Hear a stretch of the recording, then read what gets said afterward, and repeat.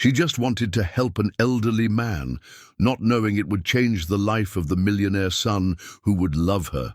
And it all began with a bowl of hot soup on a Saturday morning in Buffalo, when Brielle Lynch extended her hand to a man who seemed to carry the weight of the world on his shoulders. "Please, at least accept the soup," insisted Brielle, holding the steaming container before the grey-haired man who watched her with tired but curiously intelligent eyes. She was accustomed to refusals. After all, 3 years distributing food on Elmwood Avenue had taught her that wounded pride sometimes weighs more than hunger. But there was something different about this gentleman of approximately 60 years. His worn clothes couldn't hide an upright, almost aristocratic posture, and when he spoke, his voice carried an elegance that contrasted with the situation. "Young lady, accepting charity is admitting defeat, and I haven't completely surrendered to fate yet," responded Michael Matthews, without Brielle knowing his real name. Brielle smiled. That philosophical response intrigued her. "Then consider it a loan. One day when you're better, you can pay it back by helping someone else." Blake, her brother, approached carrying more meal containers. "Bree, you managed to philosophize even while distributing food," he joked, but stopped when he saw the seriousness of the conversation between his sister and the homeless man. Michael hesitated. It had been weeks since he survived on scraps and public fountain water. His stomach rumbled, betraying his hunger, and Brielle noticed. "Look, your stomach has already accepted for you," she said with a caring smile, extending the plate again. "And I promise I won't charge interest." For the first time in months, Michael smiled genuinely. That young woman with dark hair and bright eyes had something special, a light he had lost long ago. "Michael," he said, finally accepting the food. "You can just call me Michael." "Brielle, and this is Blake, my lawyer-in-training brother and personal critic of all my life decisions." "Only the bad ones," Blake corrected, drawing a laugh from Brielle. While Michael ate slowly, savoring each spoonful as if it were a banquet, Brielle noticed his hands. They were rough from time on the streets, but there was something about them, a delicacy that suggested they once touched finer things than cardboard and cans. "You're not from around here, are you?" she asked, sitting beside him on the curb. "I am and am not," Michael responded enigmatically. "Buffalo saw me born, but also saw me die. Now I live only for one mission." "What mission?" Michael's eyes filled with tears he tried to disguise. "To find someone who lost their way, someone I failed to protect." At that moment, Brielle didn't know she was before the patriarch of one of the wealthiest families in western New York, nor that this conversation would change her life forever.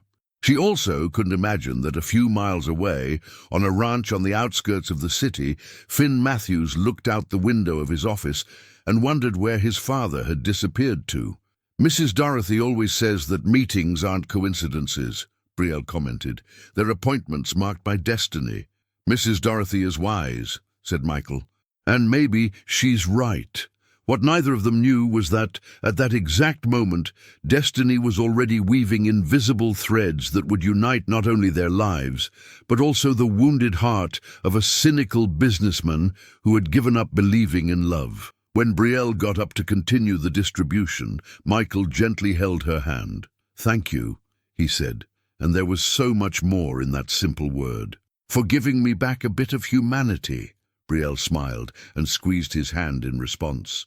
In that touch, something connected, a spark of hope she couldn't explain. "He'll be here next Saturday," she promised. "Me too," Michael replied, and for the first time in months, he was telling the truth about something he planned for the future. While walking home that afternoon, Brielle couldn't get Michael out of her head. There was a mystery about that man, an untold story that awakened her natural curiosity as a literature teacher. She liked stories, especially those with surprising endings. If she had known what destiny had in store, maybe she would have prepared better for the whirlwind that was about to enter her quiet life as a volunteer and educator. But some encounters are like that. They arrive disguised as simplicity and transform everything. Monday arrived with typical Buffalo snow and a strange restlessness in Brielle's chest. Throughout the entire literature class, she found herself thinking about Michael and his enigmatic words. Finding someone who lost their way echoed in her mind like an unfinished verse. "Professor Lynch, are you all right?" asked Emma, one of her most attentive students. "You've mentioned Edgar Allan Poe 3 times, but haven't said which story." Brielle laughed at herself. "Sorry, girls. Sometimes literature catches us by surprise and takes us to other worlds. Must be matters of the heart," joked Sarah, another student. "My mom acts like this when she's in love." "Sarah." Brielle feigned scandal but smiled.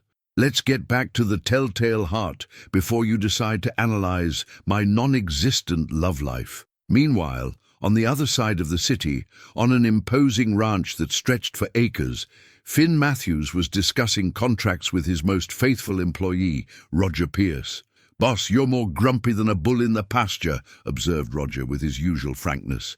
"And that's very hard to achieve." Finn sighed, adjusting the papers on the mahogany table. "Roger, it's been 2 months since we've had news from my father.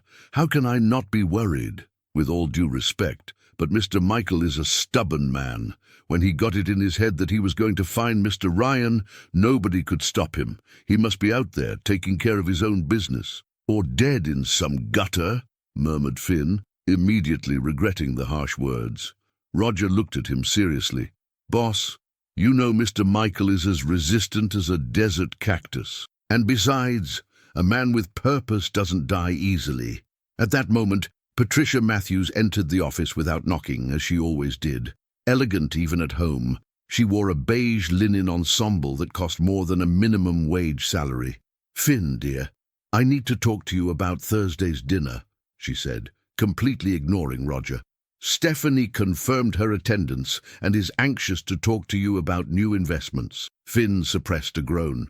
Stephanie Moore, distant cousin and gold digger, was the last subject he wanted to discuss. "Mom, I already said I'm not interested in partnerships with Stephanie, but she has important connections, and you two grew up together." "We grew up, yes. I grew up. She remained a gold digger." Finn cut her off, getting up from his chair. "I need to check the cattle in the north pasture." Patricia sighed dramatically. "You should think about starting a family, Finn. You can't spend your whole life alone on this ranch." After Finn left, Roger shook his head. "Mrs. Patricia, with all due respect, but Mr. Finn needs someone who likes him, not his money." "Roger, you don't understand relationships of our social class," Patricia responded haughtily. "That's true, I don't understand, but I understand people, and good people recognize good people from far away." Meanwhile, in downtown Buffalo, Brielle was walking through the streets toward her apartment when she saw a commotion near the central terminal. A man appearing to be in his early 30s was arguing aggressively with vendors, clearly under the influence of substances. "You don't know who I am," he shouted, staggering. "My family has more money than you can imagine." Brielle approached cautiously. The man had features that vaguely reminded her of Michael. The same dark eyes, the same face shape, but completely disfigured by addiction and anger. "Excuse me," she said softly. "Are you all right?" The man, Ryan Matthews, although Brielle didn't know, turned to her with glazed eyes. "Who are you? Another one wanting to lecture me?" "No, just someone who cares," Brielle responded calmly. "You seem to need help." "Help?" Ryan laughed bitterly. "You know what I need? I need my father to stop looking for me. I need my family to forget me. I need—" He didn't finish the sentence.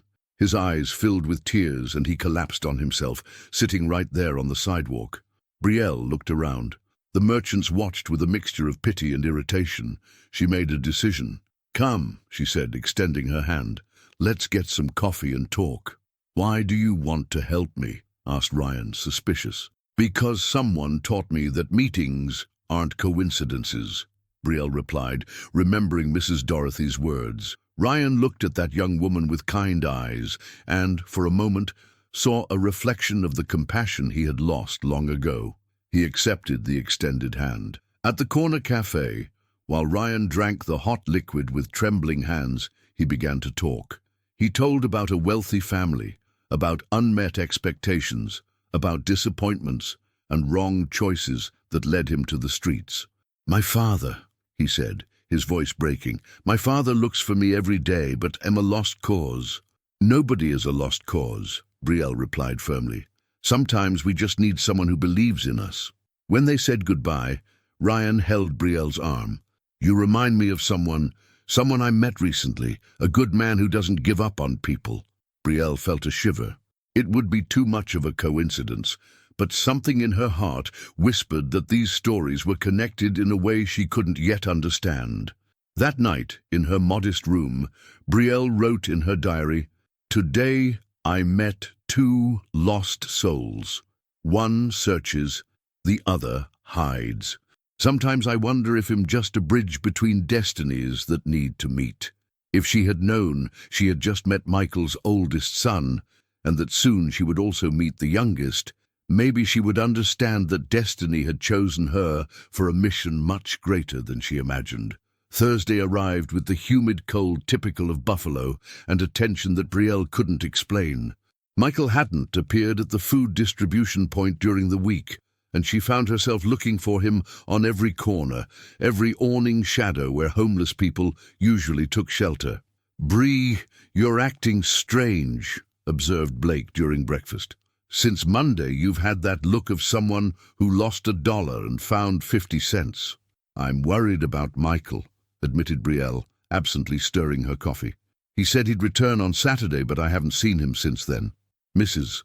Dorothy, her grandmother, looked up from the newspaper with that knowing smile of someone who had lived 80 years. "Child, when we get attached to someone, the heart becomes like an old television antenna, picks up signals from far away. Grandma, it's not attachment. It's normal human concern." "Of course, dear," Mrs. Dorothy agreed with loving irony. "Just like I was just concerned about your grandfather when he was late from fishing." That morning, Brielle decided to look for Michael. She left work early and walked through the places where people in homeless situations usually gathered in downtown. It was during one of these walks that she found him.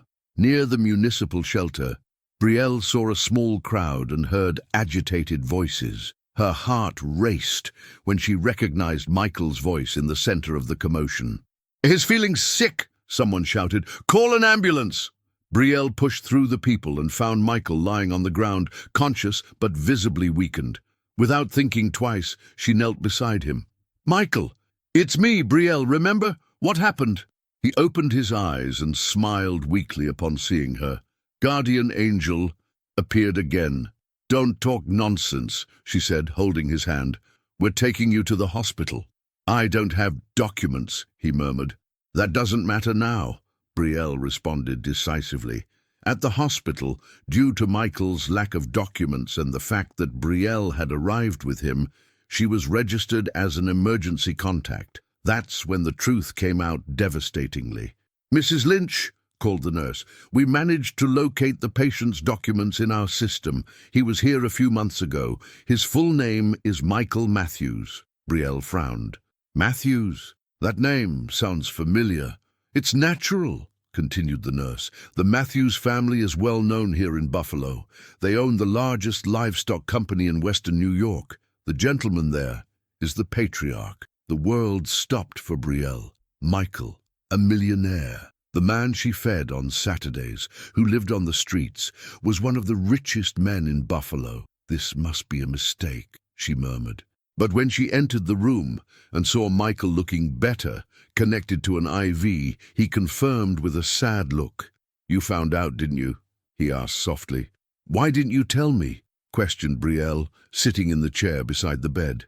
"Because for the first time in a long time, someone saw me as just Michael, not as the businessman, not as the rich man, just as a person who needed help."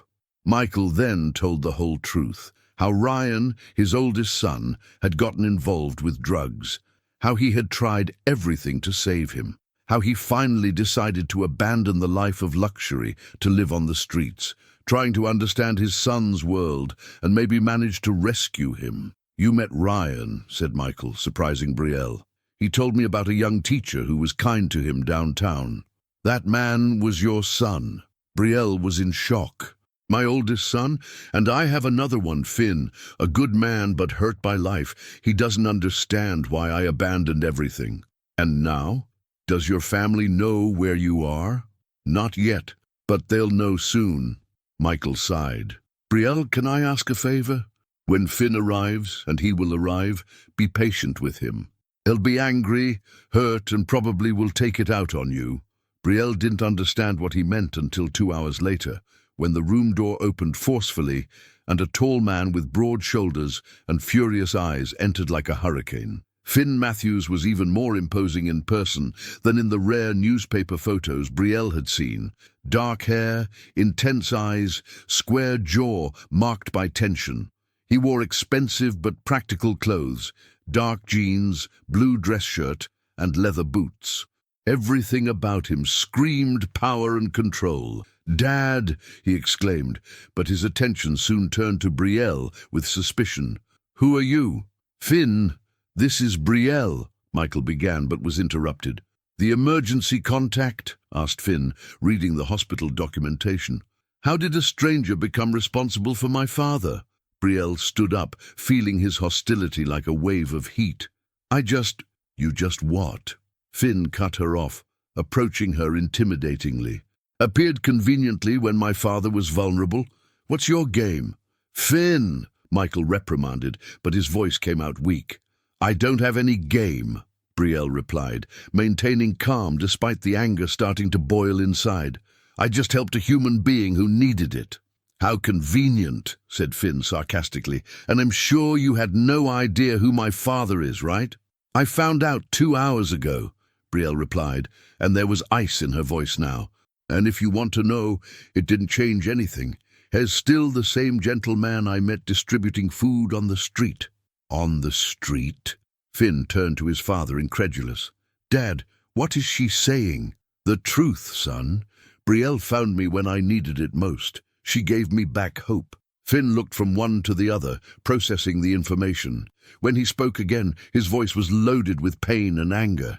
"So my father preferred to accept help from a stranger on the streets rather than come home? Preferred to trust you than his own family?" The injustice of those words hit Brielle like a slap. "You know what, Mr. Matthews? Your father told me you were a good man, but hurt. Now I see he was wrong. You're not hurt, you're bitter, and bitterness is a choice." The silence that followed was as tense as a violin string. Finn stared at her with surprise. Few people dared to speak to him that way, and there was something in that woman's eyes, a strength that disconcerted him. "Brielle, no," Michael tried. "No, Michael. I need to speak." She turned to Finn again. "Your father gave up everything for love. He's been on the streets for months, looking for his oldest son, trying to save him.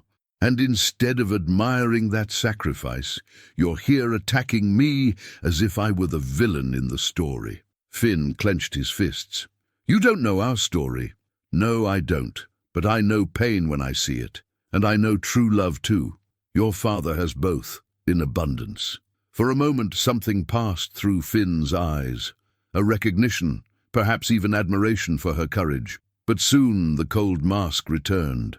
"Well, now that my father is safe, your services are no longer needed," he said coldly. Brielle felt as if she had been punched in the stomach. She looked at Michael, who watched her with an apology in his eyes.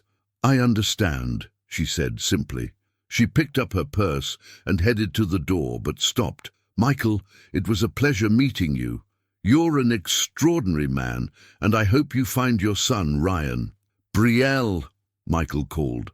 She turned one last time and looked directly at Finn. "And Mr. Matthews, I hope that one day you'll be worthy of the father you have." After she left, the room fell into absolute silence. Finn looked at the door through which Brielle had departed, something stirring in his chest, something he hadn't felt in a long time. "Son," said Michael softly, "you just dismissed an angel." Finn didn't respond. But for the first time in years, he questioned whether he had done the right thing. 2 weeks passed like a slow eternity for Brielle. She returned to her routine of classes and volunteer work, but something had changed. The encounter with Finn Matthews had marked her in a way she couldn't explain. Not just his hostility, but also something deeper, a strange connection she felt even through the anger. "You're not well," observed Helen, her mother, while sewing at night. "Since that day at the hospital, you've had the look of someone who missed the last bus." "I'm fine, Mum," Brielle lied, but she knew Helen was easily fooled. "Brielle," said Mrs. Dorothy, looking over her glasses, "in my time, when a young lady looked this thoughtful, it was because a man had affected her, for better or worse." "Grandma, it's nothing like that." "Of course not," Mrs. Dorothy ironized, "and I don't have 78 years of experience in matters of the heart." Meanwhile, at the Matthews Ranch, Finn was equally disturbed. Michael had returned home, but the coexistence was tense. The patriarch spoke little and spent hours looking out the window, clearly thinking about Ryan, and maybe also about Brielle. "Boss, you're impossible," commented Roger one morning. "You look like an angry bull who lost his mate." "Roger, avoid your animal comparisons today," Finn grumbled. "I can't help it, it's my nature, but speaking seriously, what happened at that hospital? Since you two came back, both you and Mr. Michael are acting strange." Finn sighed. "We met someone important, someone complicated." At that moment, Patricia Matthews entered the office carrying elegant invitations. "Finn, dear, tomorrow's dinner is confirmed. Stephanie is anxious to talk to you about partnerships, and I invited some important families from Buffalo society." Finn groaned internally. The last thing he wanted was a forced social dinner. "Mum, I'm not in the mood for events." "That's exactly why you need to get out a little, and Stephanie really could be a good business alliance." "And matrimonial," Patricia added with a hopeful smile. "Definitely not matrimonial," Finn cut her off. Meanwhile, in downtown Buffalo, Brielle was preparing for another Saturday of food distribution when she received an unexpected call. "Brielle? It's Michael." Her heart raced. "Michael, how did you get my number?" "I asked Mrs. Dorothy. Listen, I need to see you. It's about Ryan." An hour later, they met at a discreet cafe. Michael looked better, healthier, but there was urgency in his eyes. "Ryan is worse," he said without beating around the bush. "I learned he's involved with drug dealers in the downtown area. I need to go there." "Michael, that's dangerous. That's why I need your help." He looked at her intensely. "Brielle, you have a gift, a way of talking to people that I don't have. Ryan trusts you. But your son Finn made it very clear that—" "My son Finn is a proud idiot," Michael interrupted. "But him not, and Ryan needs us." Brielle hesitated. Getting involved with the Matthews family again meant risking encountering Finn again, but the image of Ryan suffering on the streets touched her deeply. "When?" she asked. That afternoon, Michael and Brielle walked through the streets of Buffalo's downtown drug area, one of the most degraded areas of the city center. The smell of crack, urine, and despair permeated the air. They found Ryan in an even worse situation than they had imagined. He was thinner, dirty, and had clearly been involved in a fight. He had a black eye and cuts on his face. "Ryan," Brielle called softly. He raised his head and took a few seconds to recognize her. "The teacher from the cafe." "That's right. I came with your father." Ryan looked at Michael, and his eyes filled with tears. "Dad, I didn't want you to see me like this." "Son," said Michael, approaching slowly, "I came to take you home." "There's no hope for me anymore," Ryan murmured. "I'm lost." At that moment, a commotion broke out near them. Other users got into conflict with dealers, and the situation became violent quickly. "We need to get out of here," Michael shouted. But Ryan was in withdrawal crisis and couldn't move properly. Brielle, without hesitating, put his arm over her shoulders. "Come on, Ryan, trust me." I can't. "Yes, you can," she said firmly. "Your father believes in you. I believe in you." It was at this moment that Finn arrived. He had become worried when he learned from the housekeeper that Michael had left without notice, and by intuition went looking for him in the most dangerous places in the city. What he didn't expect was to find Brielle there, helping his brother in a desperate situation. Finn observed everything from a distance, Brielle courageously facing the situation, holding Ryan when he couldn't walk, protecting him when other users approached aggressively. At one point, an altered man tried to take Brielle's purse. She didn't back down. She faced him as an equal, speaking firmly, but without aggressing, managing to dissuade him with words alone. Finn felt something break inside his chest. There was a woman he had judged as a gold digger, risking her own safety for his family, a woman he had rudely dismissed, showing more love and dedication than he himself. When the commotion calmed down, Finn approached. Brielle saw him first, and her face closed. "What are you doing here?" she asked coldly. "I came to get my family," he replied, but his tone was different, more humble. Ryan, still leaning on Brielle, looked at his brother. "Finn, you came." "Of course I came, idiot," said Finn, but there was emotion in his voice. Together, they managed to get Ryan to the hospital. On the way, Finn couldn't stop looking at Brielle. She had faced a situation that many men would have had the courage to face, and all for a family she barely knew. "Why did you do this?" he asked when they were in the waiting room. "Do what?" "Risk your life for him, for us." Brielle looked at him directly. "Because it's the right thing to do, and because your father asked me to." "My father?" "Your father is an extraordinary man," she said. "He gave up everything for love. It's a lesson you should learn." Finn was quiet for a long moment. When he spoke, his voice was different. "You're right," he said quietly. "About everything. I was an idiot." Brielle looked at him surprised. She didn't expect an admission of error from him. "I apologize," continued Finn, "for everything I said, for how I treated you. You didn't deserve it." For an instant, their eyes met, and something passed between them, a spark that neither was prepared to feel. "Will Ryan be okay?" she asked, changing the subject. "He will," Finn replied, "thanks to you." When the doctor came out with good news about Ryan, Michael hugged Brielle with tears in his eyes. "Thank you," he murmured, "for everything." "Don't thank me yet," she said, smiling. "His fight is just beginning." "Our fight," Finn corrected, looking at her. "If you'll accept." Brielle felt her heart accelerate with the implicit invitation, but maintained composure. "We'll see," she said simply.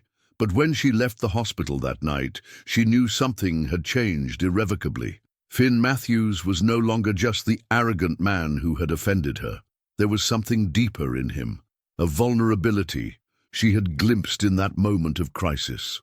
And for the first time in weeks, Brielle went to sleep, thinking not just about the Matthews family's suffering, but also about Finn's intense eyes when he apologized. Destiny continued weaving its invisible threads, preparing more surprises for all of them.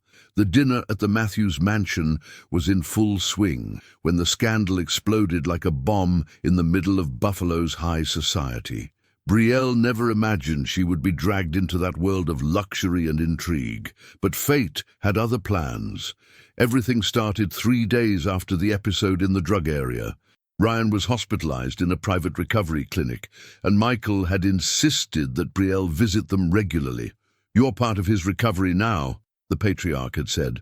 During these visits, Brielle inevitably ran into Finn. What began as formal conversations about Ryan's progress gradually transformed into something more personal. Finn seemed genuinely interested in getting to know her better. He asked about her work as a teacher, about her family, about her dreams. "Have you ever thought about getting a master's degree in literature?" he asked one afternoon, while they walked through the clinic's gardens. "I've thought about it, but I don't have the financial means," Brielle replied honestly. "What if you had a scholarship?" "Finn," she said, stopping walking, "if you're thinking of offering me money—" "No," he interrupted quickly. "I'm thinking of talking to the dean of the state university. They have a scholarship program for public school teachers. Nothing to do with me or my family." Brielle studied him carefully. There was sincerity in his eyes, and she was beginning to realize that behind the cold mask there was a man who genuinely cared. "Why would you do that?" she asked. "Because you deserve it," he replied simply. "And because I want to see you happy." At that moment, something definitely changed between them. It wasn't love at first sight. It was something deeper, a connection that grew slowly, fed by mutual respect and admiration. It was exactly in this context that Stephanie Moore decided to attack. On the night of the dinner, while Buffalo's high society guests were delighting in expensive delicacies in the Matthews Mansion's main hall, Stephanie chose the moment of greatest visibility for her move. "Dear friends," she said, lightly tapping her crystal glass to get attention, "I need to share something important with you, especially with you, Cousin Patricia." Patricia Matthews frowned. Something in Stephanie's tone alerted her to trouble. "It's about this Brielle who has been circulating around here," Stephanie continued with false concern. "I discovered some disturbing things." Finn, who was talking to businessman Albert Vasquez about cattle contracts, immediately turned around. "Stephanie, what are you talking about?" "Oh, dear cousin," she said with a venomous smile. "I know you're too kind to see things clearly. But look at this." She pulled out her phone and showed photos she had digitally edited. Images of Brielle apparently leaving expensive hotels, wearing clothes she could never buy on a teacher's salary, in situations that suggested a lifestyle far above her means. "She clearly has other sponsors," Stephanie insinuated, "and now she's after our family." The silence that followed was deafening. Patricia paled, some guests whispered among themselves, and Albert Vasquez smiled maliciously. "Interesting," commented Albert. "I always suspected there was something suspicious about this whole story." Finn felt anger rise like volcanic lava. "Stephanie, these photos are the truth," she interrupted dramatically. "Finn, this woman is manipulating you. She approached Uncle Michael precisely because she knew she'd get to you." "Enough!" roared Finn, making all the guests fall silent. "I won't allow you to defame an honest woman in my house." "Finn," said Patricia with a trembling voice, "maybe we should investigate." "There's nothing to investigate," Finn cut her off. "Brielle Lynch is one of the most upright people I've ever met. She saved my brother, helped my father when no one else did, and never asked for anything in return." Stephanie feigned surprise. "But the photos are fake," declared Finn categorically, "and you know it." At that moment, Michael came down the stairs. He had heard part of the discussion, and his expression was somber. "What's happening here?" he asked. Albert seized the moment. "Michael, we were discussing this Brielle. It seems she's not exactly who you think she is." Michael looked directly at Albert, then at Stephanie, and finally at the embarrassed guests. "Ladies and gentlemen," he said with a firm voice, "allow me to clarify something. Brielle Lynch found me when I was living on the streets without knowing who I was. She fed me, gave me dignity, gave me back hope. And when she discovered I was rich, do you know what she did?" The hall was in absolute silence. "Nothing," Michael continued. "Absolutely nothing changed in the way she treated me. She continued being the same kind and selfless person. And when my son Ryan was in crisis, she risked her own life to save him." He turned to Stephanie with contempt. "So tell me, who are the real gold diggers here?" Stephanie tried to defend herself, but Finn hadn't finished. "And since we're talking about truths," he said, looking directly at her, "everyone knows you're bankrupt, Stephanie. That your mansion has 2 mortgages and that you're desperate to marry me to save your finances." Stephanie's embarrassment was visible to all present. "You want to talk about gold diggers?" continued Finn implacably. "Then look in the mirror." Albert tried to intervene in defense of his ally. "Finn, you're being very harsh." "And you, Albert," Finn cut him off, turning to his business rival, "took advantage of this moment because you know our contracts expire next month. You thought that by creating confusion in my family, you could destabilize me." The precision of the analysis left Albert speechless. "Know that not only will I renew all contracts with serious suppliers, but I'll also investigate your questionable business practices," Finn finished. The dinner ended in a stampede. Embarrassed guests said goodbye quickly. Stephanie left humiliated, and Albert departed, making veiled threats. When they were finally alone, Finn, Michael, and Patricia, the silence was heavy. "Mom," said Finn calmly, "I need you to understand something. Brielle is important to me. Very important." Patricia studied him carefully. "You're in love with her." "I am," he admitted without hesitation, "and I'm going to ask her to marry me." "Son," said Michael with a smile, "finally, You're doing the right thing." Patricia sighed deeply. If she makes you happy, then ill learn to accept her. The next day, Finn looked for Brielle at her school. She was in her last class when he appeared at the classroom door, elegant in a navy blue suit that contrasted with the simple environment of the public school. "Did Professor Matthews come to give a lecture on livestock?" joked Emma, one of the students, making the whole class laugh. "Actually," said Finn, smiling, "I came to pick up the most important teacher in this school." The girls sighed romantically, while Brielle tried to hide the blush rising to her cheeks. They walked to Niagara Falls, while Finn told about the previous night's events. Brielle listened to everything in silence, processing the information. "You defended me," she said finally. "I defended the truth," he corrected, "and I defended the woman I love." Brielle stopped walking. "Finn, I know it's early," he said quickly. "I know we started badly, that we still have a lot to discover about each other, but I also know that you changed my life." "How?" "You taught me that true fortune isn't in bank accounts. It's in simple gestures, in genuine kindness, in selfless love." He took her hands in his. "Brielle Lynch, do you want to build a life with me?" Brielle looked at that man who had started as an adversary and become everything. In his eyes, she saw sincerity, vulnerability, and a love she had never thought possible. "Yes," she said simply, "I do." The kiss that followed was sweet as maple syrup, intense as buffalo winter sun, and full of promises of a future that neither could imagine completely, but both were anxious to discover. While the sun set over Niagara Falls, painting the sky orange and pink, Brielle and Finn knew they had found something rare and precious, a love born from mutual admiration that grows in adversity and flourishes in truth. Destiny had done its part.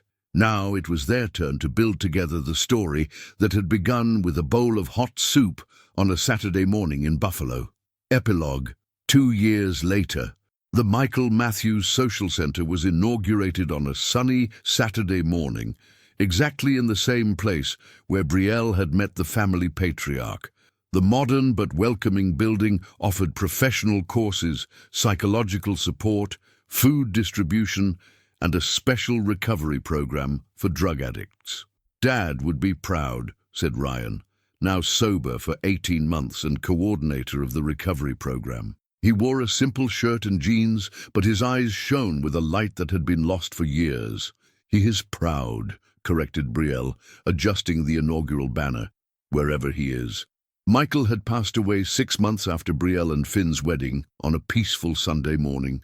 He died smiling, holding the hand of the daughter-in-law who had become the daughter he had always wanted to have.